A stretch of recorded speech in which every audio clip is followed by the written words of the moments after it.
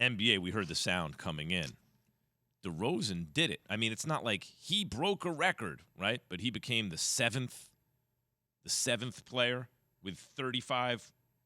What was it? He had 37 points last night, but the seventh player to have 8 straight 35-point games, which is nuts since he's getting them 2 at a time in an era of threes. And you would think anyone on that list is going to be, other than like MJ, is going to be, or maybe Kobe, is going to be a big who's going to get all those, paint points, or someone who can shoot the lights out. DeRozan's just killing it in the mid-range, and anyone who wondered how's it going to fit with him and Zach LaVine, he's been a revelation for the Bulls. Well, it goes back to my theory, as I always say, sometimes change of scenery is a big deal, right? When you are relaxed and you feel a certain way about being in a place and a position around players that can go and play. If you go all the way back to his tenure in Toronto, he was a fantastic player. There was nothing really wrong with DeMar DeRozan. They just couldn't get it done and finished off. And then you look at where he was at in San Antonio, wasn't surrounded around a whole lot. It was just one of those deals where I know personally he didn't want to be in San Antonio, but he was just there because of the trade, and it happened, and that's what it was. And then now he is in Chicago, a place that he wanted to be, although he wanted to be in Los Angeles with the Lakers. That didn't work out. So he gets an opportunity to have something new, to re-energize himself, and he's just been killing, here recently, especially night in and night out over the last week or so. Last week or so of games, because it was an all-star break in between. I just remember, when they put this team together, when they bring in DeRozan and Lonzo Ball, sometimes you see pieces like Westbrook, you go, how's that going to fit, though, But these pieces, I'm like, oh, hold on. Lonzo, type of dude, whatever you want to say about the daddy, he raised his kids to play winning basketball, right? Like, the way his kids play, they don't care about their stats. They'll play Lonzo will play defense, rebound. He's not worried about how many points he's getting, all this kind of stuff. He's trying to you could see his brain working how to help his team win, at all times.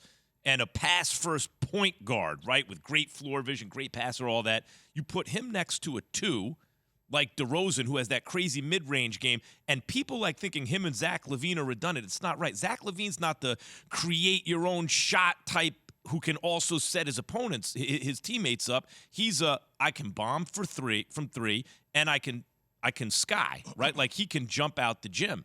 But DeRozan is more of a shot creator and a mid-range guy to go with the three-point shooting and the high flying of Zach LaVine. It all just works so well. And now when you look at they got a big who can really play all facets of the game at a real nice level. Patrick Williams comes back. This is going to be a real good team, Key. It is going to be a good team. I'd just be interested to see a 7-game series opposed to one-offs. One-offs sometimes can screw your mind up, make you think that a team is better than what they truly are. But when you have an opportunity to play in a 7-game stretch against one team and that team only, I'd like to see that against the Nets or see that against Milwaukee or Philly, opposed to one-offs. Because we can go back a while ago, and I watched them against the Golden State Warriors when Golden State was healthy, and they looked like a totally different basketball team than they do today. So I just want to see them play in a series, because if that's the case, if they're as good as we might think they are, then they're going to have themselves a nice time in the Eastern Conference Final.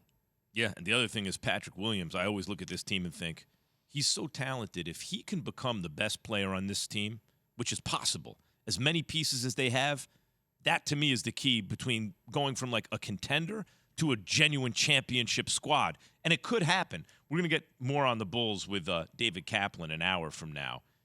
And by the way, the Suns, too, man. The Suns, when you look at what they've done, Key, it was the same thing a couple years ago. Oh, you bring in CP3 to that mix, right? You already got your lead scorer type wing guy in Booker, who is like a little mini Mamba type dude offensively. And then you have all these role players who don't need the ball but can shoot, can legit defend and switch. And then DeAndre Ayton, and all those role players took a step forward this year because CP3, till he got hurt, and Booker are the same old, which is great. All the other pieces got better, and now without CP3, they're all stepping up. And the Suns are still winning. Well, I think if you look at where they were at a year ago, the question was, what would they be? And then obviously CP3 brings veteran leadership to the floor, teaches. Look, when you have a veteran player, because Booker is relatively young, DeAndre Ayton is young. When you have a veteran player like CP3 that has grade everywhere that you could think of, that wise stuff, he can now teach those young guys how to play basketball. They can take what they learned from him as a basketball player, not as a point guard, but as a basketball player, implement that into their mental part of the game. And when he's out of the lineup, they can go on and do exactly what they did last year when he was out of the lineup due to the COVID situation.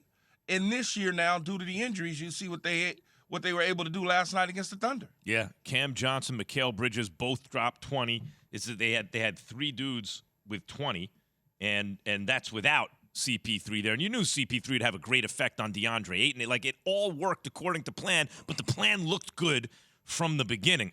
Lakers, the plan looked like it was going to fit. The pieces were going to fit.